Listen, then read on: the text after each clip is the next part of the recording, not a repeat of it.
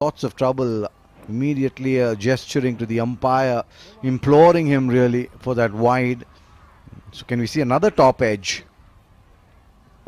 Sweep is definitely on the cards.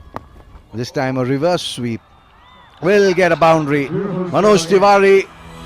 Chikkaballapur ಚಿಕ್ಕದಾದ್ರೂ ಅದರ ಕೀರ್ತಿ ಭಾರತದ ಉದ್ದಗಲಕ್ಕೂ ಪಸರಿಸುವಂತೆ ಮಾಡಿಕೊಂಡಿದೆ. ದಕ್ಷಿಣ ಭಾರತದ ಊಟಿ ಎಂದೇ ವಿಶ್ವ ಪ್ರಸಿದ್ಧಿ ಪಡೆದಿರುವ ನಂದಿ ಬೆಟ್ಟದ ಜೊತೆಗೆ ಈಶಾ ಆದಿಯೋಗಿ ಕ್ಷೇತ್ರ, ಅದರ ಜೊತೆಗೆ ಮುದ್ದೇನಹಳ್ಳಿ ಸಾಯಿಬಾಬಾ ಕ್ಷೇತ್ರಗಳು ಚಿಕ್ಕಬಳ್ಳಾಪುರದ ಸೊಗಡನ್ನ ಇಡೀ ದೇಶಕ್ಕೆ ಪರಿಚಯ ಮಾಡಿಕೊಡ್ತಿವೆ.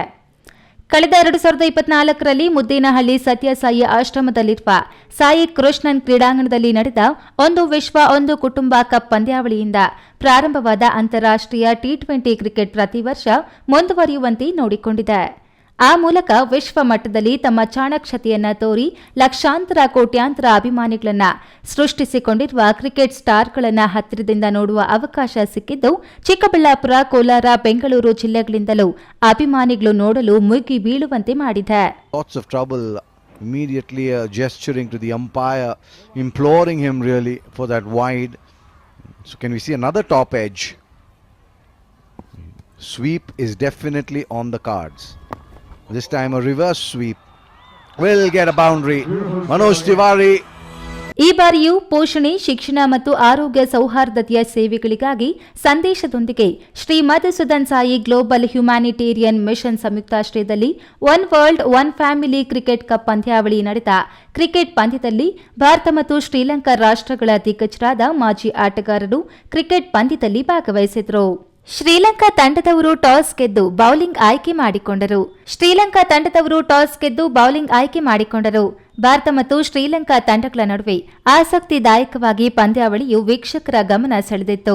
ಭಾರತ ತಂಡವು ಮೊದಲಿಗೆ ಬ್ಯಾಟಿಂಗ್ ಪಡೆದು 120 ಬಾಲ್ಗಳಿಗೆ 195 ರನ್ಗಳನ್ನು ಹೊಡೆದು ಮುಂದುವರೆದಿತ್ತು.